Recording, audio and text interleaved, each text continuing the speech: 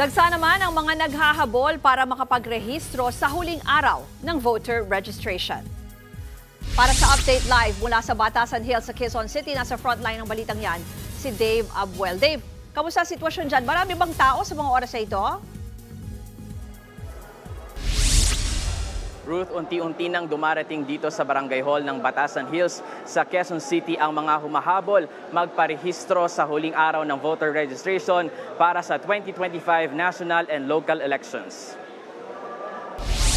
Isa sa mga residente ng District 2 ng Quezon City na maagang pumila para magparehistro si Melissa Ordonia. Alas 5 pa lang na madaling araw, pumila na siya. Hindi para sa kanya, kundi para sa kanyang asawa na isisingit lang sa pasok sa trabaho ang pagpaparehistro. 2 beses na raw silang nagtangkang pumila, pero napakahaba raw ng pila noong mga nakaraang araw, kaya inagahan na niya ngayong last day ng registration. Maaga rin nagtungo para naman magpa-reactivate ang senior citizen na si Linda Limbawan. Nung huling botohan daw kasi wala ang pangalan niya sa listahan dahil hindi nakaboto noong mga nagdaang eleksyon. Sobrang halaga raw na makaboto para makapili ng karapat-dapat na maupo sa gobyerno. Paalala naman ng COMELEC, bago magtungo sa registration sites, siguraduhin may bitbit kayong valid ID at form para walang maging problema sa pagpaparehistro.